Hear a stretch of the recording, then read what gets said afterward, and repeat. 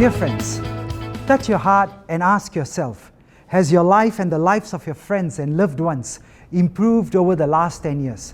Or has it gotten worse? The SDA has walked the ground in Pasir Ris Punggol for over 13 years now. We feel the pain of the bad policies in every resident we speak to. Every time we knock on doors, we meet people at the supermarkets. Every time we speak to people, we feel your pain.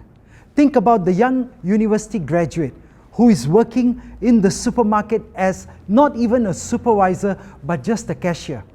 Think about the father who can't sleep at night because he just lost his job and he's wondering how is he going to take care of his family. Think about that old auntie who worries whether she has collected enough cardboard just to pay for a simple, humble lunch. These are the people we are fighting for. And how can we give up? How can the SDA ever give up? The SDA will always fight for a better life for all Singaporeans, because we want the elderly to retire with dignity. We want our young and talented Singaporeans to find good jobs.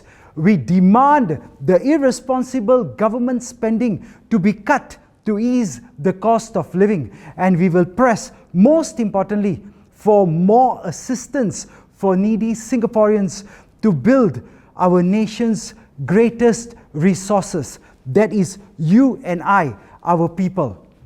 My dear friends, the SDA has a heart for the people. We will always be on your side. And people keep asking us, why do you fight? For the longest time, the PAP-led government has been given a free ticket to do as it wishes. It promised that it will plan for long-term prosperity for all Singaporeans. But have they done that? Instead, think about the ruthless, selfish, growth at all cost mantra that has resulted in suffering and yet more suffering for average Singaporeans like you and me. And what is worse, I feel, is that the elite class of PAP leaders are mismanaging our country. And it is not just what I feel, but every Singaporean we speak to, everyone who messages us, who calls us, tells us the same thing. I mean, just look at the last 10 years. I'll give you some examples. Number one, higher taxes that punish the average Singaporean family. Number two, very expensive housing such that our youth are finding it very difficult to start new families. And then we complain about the declining birth rate. Number three, think about the broken and overcrowded, inefficient public transport system.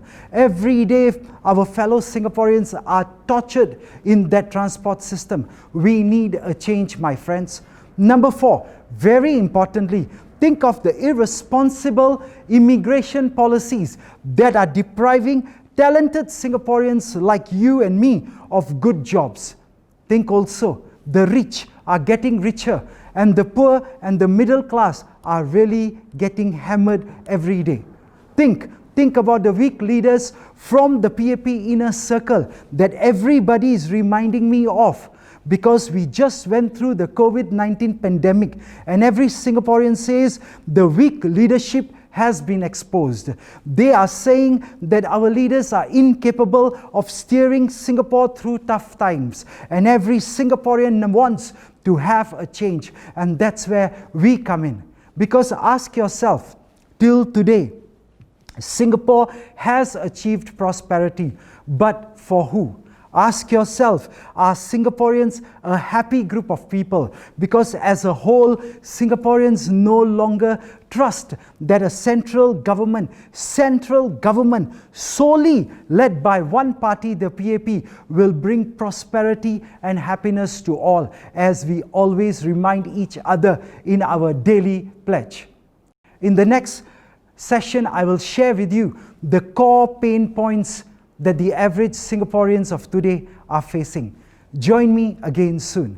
Thank you.